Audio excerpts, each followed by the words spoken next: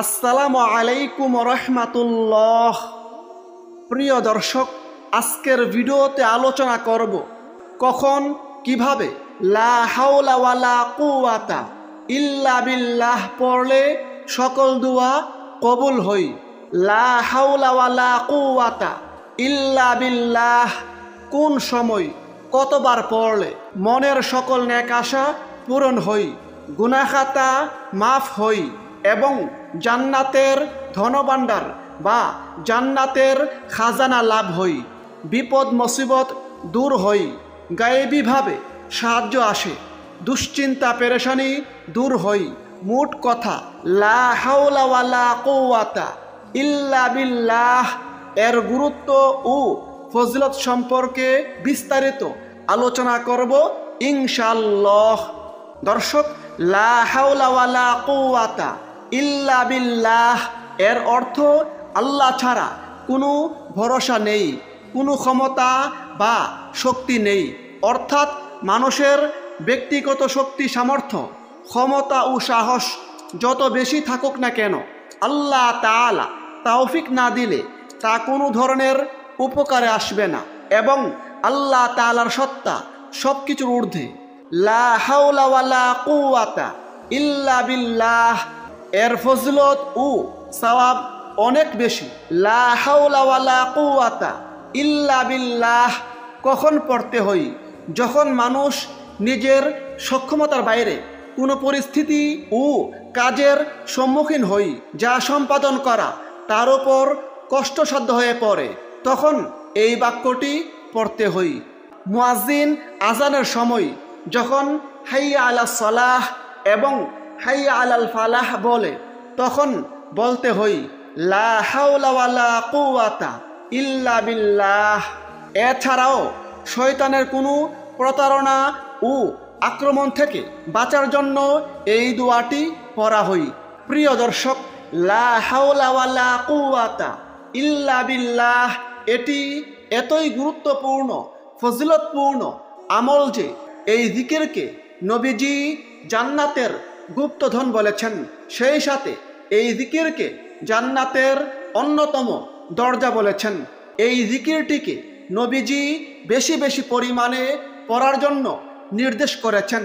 হযরত আবু যর রাদিয়াল্লাহু আনহু থেকে বর্ণিত আছে, তিনি বলেন, একবার প্রিয় নবী আমাকে ডেকে বললেন, আমি কি তোমাকে জান্নাতের গুপ্তধনগুলোর একটির সন্ধান দিব না? আমি বললাম, জি হ্যাঁ।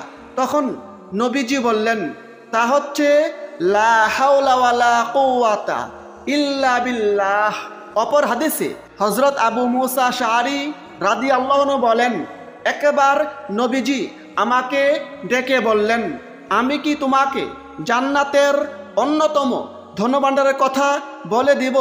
আমি বললাম, অবশ্যই বলে দিন হে আল্লাহর রাসূল সাল্লাল্লাহু আলাইহি সাল্লাম। তখন নবীজি বললেন, তা হচ্ছে লা হাওলা ওয়ালা কুওয়াতা ইল্লা বিল্লাহ। এই জিকিরের ফজিলত প্রসঙ্গে অপর হাদিসে হযরত কাইস ইবনে সাদ ইবনে উবাদাহ রাদিয়াল্লাহু আনহু বলেন, আমি নামাজরত থাকা অবস্থায় নবীজি আমার কাছে দিয়ে গমন করলেন। তখন তিনি নিজের পা দিয়ে আমাকে মৃদু আঘাত করে বললেন, আমি কি তোমাকে জান্নাতের দরজাগুলোর একটি দরজা সম্পর্কে জানাবো না? আমি বললাম, জি হ্যাঁ, অবশ্যই বলুন। তখন নবীজি বললেন, তা হচ্ছে লা হাওলা ওয়ালা কুওয়াতা ইল্লা বিল্লাহ।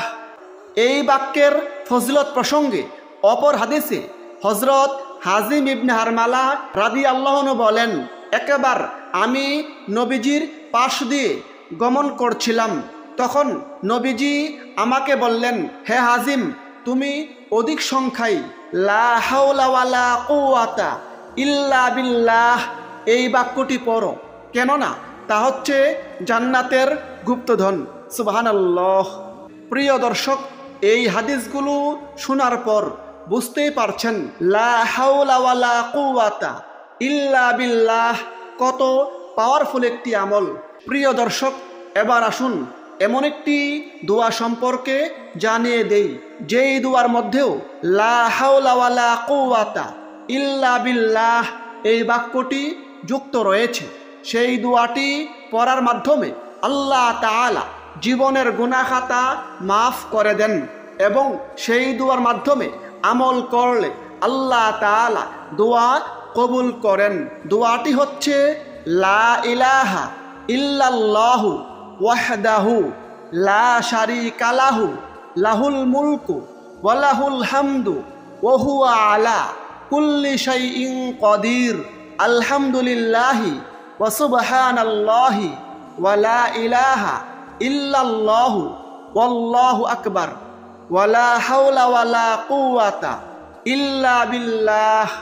দর্শক, এই দোয়াটি কখন পড়বেন? যখনই আপনি ঘুম থেকে জাগ্রত হবেন, ঘুম থেকে ওঠার পর এই দোয়াটি একবার পড়ুন। এ প্রসঙ্গে হাদিসে রয়েছে, হযরত উবাদা ইবনে সামিত রাদিয়াল্লাহু আনহু থেকে বর্ণিত আছে, আল্লাহর রাসূল সাল্লাল্লাহু আলাইহি সাল্লাম বলেছেন, যে ব্যক্তি এই দোয়াটি একবার পড়ে আল্লাহ তাআলার কাছে ক্ষমা প্রার্থনা করবে অথবা যে কোনো দোয়া করবে, আল্লাহ তাআলা তাকে ক্ষমা করে দিবেন, তার সকল দোয়া কবুল করবেন। এবার আসুন এমন একটি দোয়া সম্পর্কে জানিয়ে দেই, যেই দোয়ার আমল করলে আল্লাহ তাআলা আপনার জন্য যথেষ্ট হয়ে যাবেন। শয়তান আপনার কাছে আসতে পারবে না, শয়তান আপনার কোনো ক্ষতি করতে পারবে না, বিপদ মুসিবত থেকে আল্লাহ তাআলা আপনাকে হেফাজত করবেন। এবং সেই দুয়ার মধ্যে লা হাওলা ওয়ালা কুওয়াতা ইল্লা বিল্লাহ এই বাক্যটি যুক্ত রয়েছে। সেই গুরুত্বপূর্ণ দোয়াটি হচ্ছে বিসমিল্লাহি তাওয়াক্কালতু আলাল্লাহি লা হাওলা ওয়ালা কুওয়াতা ইল্লা বিল্লাহ। এই দুয়ার ফজিলত প্রসঙ্গে হাদিসে রয়েছে, হযরত আনাস ইবনে মালিক রাদিয়াল্লাহু আনহু বলেন, নবীজি বলেছেন, যে ব্যক্তি ঘর থেকে বের হওয়ার সময় এই দোয়াটি পাঠ করবে, এই দোয়াটি পড়ে বের হবে, আল্লাহ তাআলা তার জন্য যথেষ্ট হয়ে যাবেন এবং শয়তানও তার থেকে দূর হয়ে যাবে। ফলে সে ব্যক্তি বিপদ আপদ থেকে হেফাজত থাকবেন। দর্শক, লা হাওলা ওয়ালা কুওয়াতা ইল্লা বিল্লাহ সম্পর্কিত আরও একটি গুরুত্বপূর্ণ দোয়ার আমলের কথা হাদিসে বর্ণিত হয়েছে, যেই দোয়ার আমল করলেও জীবনের সকল গুনাহ আল্লাহ তাআলা মাফ করে দিবেন। হাদিসে রয়েছে, হযরত আব্দুল্লাহ ইবনে আমর রাদিয়াল্লাহু আনহু থেকে বর্ণিত আছে, তিনি বলেন, নবীজি বলেছেন, পৃথিবীর বুকে যে ব্যক্তি একবার বলে লা ইলাহা ইল্লাল্লাহু ওয়াল্লাহু আকবার ওয়ালা হাওলা ওয়ালা কুওয়াতা ইল্লা বিল্লাহ, তার গুনাহগুলো ক্ষমা করে দেওয়া হয়, যদিও তা সাগরের ফেনা পরিমাণ হয়। সুবহানাল্লাহ।